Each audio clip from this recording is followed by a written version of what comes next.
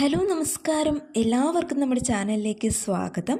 ഇന്നത്തെ വീഡിയോയിലൂടെ ഷെയർ ചെയ്യുന്നത് കുടുംബശ്രീ സംസ്ഥാന മിഷന് കീഴിൽ വന്നിട്ടുള്ള സ്റ്റേറ്റ് അസിസ്റ്റന്റ് പ്രോഗ്രാം മാനേജർ എന്ന തസ്തികയിലേക്കുള്ള ഒഴിവിനെക്കുറിച്ചാണ്.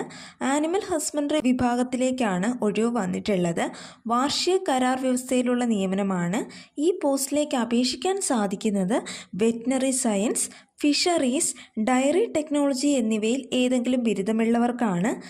40 വയസ്സ് വരെ പ്രായമുള്ളവർക്ക് ഇതിലേക്ക് അപേക്ഷിക്കാവുന്നതാണ്. ഇതിനോടൊപ്പം മൃഗസംരക്ഷണ മേഖലയിൽ സർക്കാർ പൊതുമേഖലാ സ്ഥാപനങ്ങളിലെ പ്രവൃത്തി പരിചയമുള്ളവർക്ക് മുൻഗണന ലഭിക്കുന്നതാണ്. ഈ പോസ്റ്റിൽ ലഭിക്കുന്ന പ്രതിമാസ ശമ്പളം 30,000 രൂപയാണ്.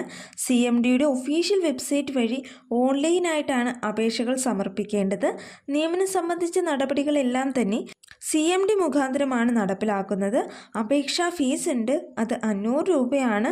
അപേക്ഷ സ്വീകരിക്കുന്ന ലാസ്റ്റ് ഡേറ്റ് ഏപ്രിൽ മാസം 21-ാം തീയതി വൈകുന്നേരം 5 മണി വരെയാണ്. കാൻഡിഡേറ്റ്സിൻ്റെ ബയോഡാറ്റ സ്ക്രീനിംഗ് നടത്തി യോഗ്യതയും പ്രവൃത്തി പരിചയവും നോക്കിയതിനു ശേഷം ഇൻ്റർവ്യൂവിന് വിളിക്കുന്നതായിരിക്കും. അതിൽ നിന്നായിരിക്കും ഫൈനലി സെലക്ഷൻ നടത്തുന്നത്. അതല്ല എങ്കിൽ ആപ്ലിക്കൻസിൻ്റെ എണ്ണം കൂടുതലാണെങ്കിൽ ഒരുപക്ഷെ റിട്ടേൺ ടെസ്റ്റും ഇൻ്റർവ്യൂവും, അതല്ല എങ്കിൽ ആപ്റ്റിറ്റ്യൂഡ് ടെസ്റ്റും ഇൻ്റർവ്യൂവും വഴി ആയിരിക്കും നിയമനം വരുന്നത്. ഈ നിയമനവുമായി ബന്ധപ്പെട്ട എല്ലാ കാര്യങ്ങളും CMDയുടെ കീഴിലായിരിക്കും നടക്കുന്നത്. അപേക്ഷകരുടെ പ്രവൃത്തി പരിചയ സർട്ടിഫിക്കറ്റുകൾ ആപ്ലിക്കേഷനോടൊപ്പം തന്നെ സമർപ്പിക്കേണ്ടതാണ്.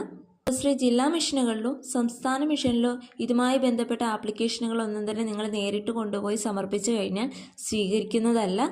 ഓൺലൈനിലല്ലാതെ ലഭിക്കുന്ന എല്ലാ അപേക്ഷകളും, യഥാസമയം ലഭിക്കാത്ത അപേക്ഷകളും, അംഗീകരിച്ച യോഗ്യതകളില്ലാത്ത അപേക്ഷകളൊന്നും പരിഗണിക്കുന്നതല്ല. പരീക്ഷാ ഫീസ് അപേക്ഷയോടൊപ്പം തന്നെ ഓൺലൈനായി അടയ്ക്കേണ്ടതാണ്. റാങ്ക് ലിസ്റ്റിൽ നിന്നും നിയമന ശുപാർശ ലഭിക്കുന്ന ഉദ്യോഗാർത്ഥികൾ യഥാസമയം ജോലിയിൽ പ്രവേശിക്കാത്ത പക്ഷം ഈ നിയമനം റദ്ദാക്കി ലിസ്റ്റിൽ നിന്നും ഒഴിവാക്കുന്നതായിരിക്കും. റാങ്ക് ലിസ്റ്റിൻ്റെ കാലാവധി പ്രസിദ്ധീകരിച്ച തീയതി മുതൽ 1 വർഷം വരെ ആയിരിക്കും. ഒഴിവുകളുടെ എണ്ണത്തിൽ പിന്നീട് മാറ്റം വന്നേക്കാം.